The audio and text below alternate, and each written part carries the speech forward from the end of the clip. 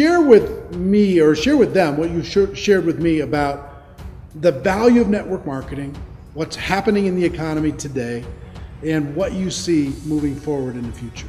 The world economy, led by the US economy, is in great shape. Our gross domestic product is going up every quarter by substantial numbers for the last few years. And I'm predicting far greater economic growth in our actual output, what we produce. Amazingly, at the same time, unemployment is skyrocketing. What we're seeing is the real growth is the growth per employed person in gross domestic product. An example I use in my work would be, let's go visit Pilsner's Island, where 10 people fish with a fishing line. And they go out every day and they barely catch enough fish with their line for each fisherman to feed their wife and their kids. And all of a sudden, new technology shows up, a missionary with a net. Now 2 fishermen with the net, one to pilot the boat, one to throw the net, can catch all the fish that 10 used to with the lines. That's a 500% increase in productivity. The island still got the same amount of fish, but it's got 80% unemployment. And of course the challenge is, how do we quickly get that 80%, the 8 fishermen who no longer are needed to fish, to do something else? And the problem is each job they should do doesn't exist yet. One becomes a teacher. They never knew you could hire a teacher. They thought you have to teach your own kids. One becomes a doctor. He takes care of sick. I thought you only take care of your own kids when they're sick. One becomes a roofer. They don't just fix the roof. He becomes a specialist at learning how to keep their huts from leaking.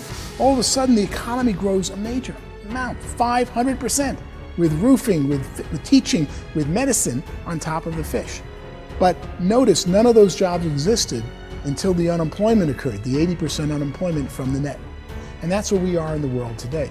Let me ask you a question on the unemployment. You say unemployment skyrocketing, but the reports, if you look on the news, they say unemployment's going down. Well, that's because we changed the definition a few years ago of unemployment. In the United States, if you haven't found a job for 6 months, we don't count you as looking. We say you're no longer on the unemployment rolls. So we really have in the order of 30% by my numbers of the US population unemployed or underemployed. Doing some token, 30%. Doing some token job. Not just looking at the people who are out there producing value and going to work. And you see it all the time. You know, look at the government's number of 7% unemployment, because they're only counting the ones who are less than 6 months unemployed, right? And if you look close at that, you go, it doesn't fit my reality.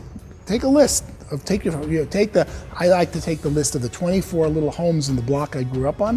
Where are they now? And who's unemployed at 50 years old? Or do the unemployed list of your relatives, of your cousins, take some body of population, not based on where they work, and look who's unemployed, and you'll see 30% of the people in your life would love a job, would be working, but aren't finding something. Or would love a better job. Absolutely. Maybe they're working part-time somewhere. Not what they would call fully employed or utilized. Yeah.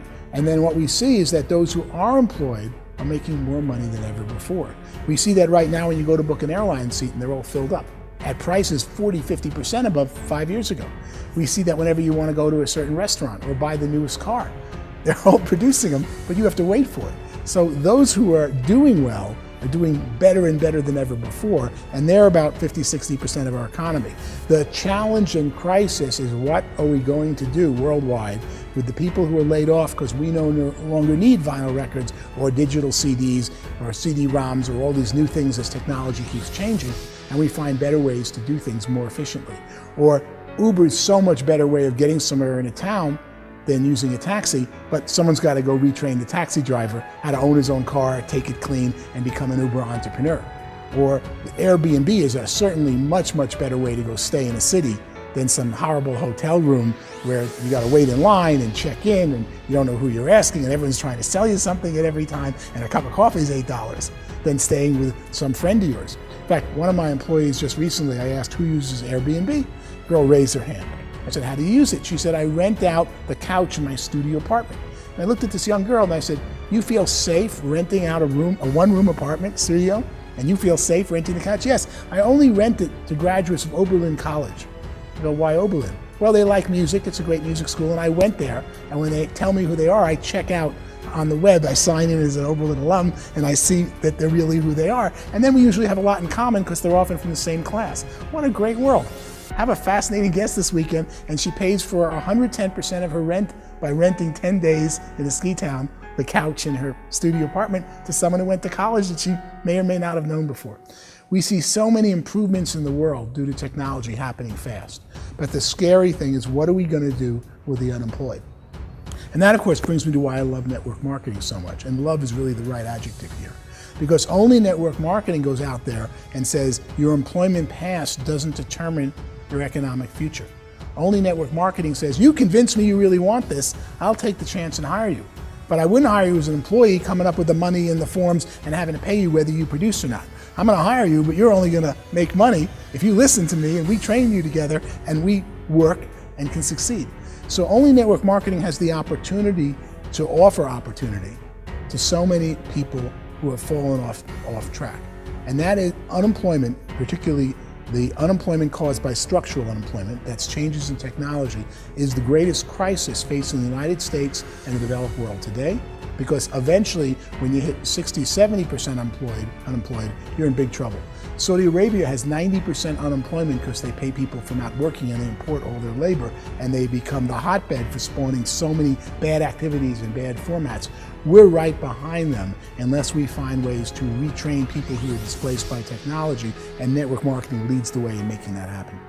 So tell me what you think about the future of network marketing. As we retrain these people, new skills, entrepreneurial skills, we teach people how to be entrepreneurs, take charge of their life, run their own life, get away from that job if they want to, have that extra income, build a career.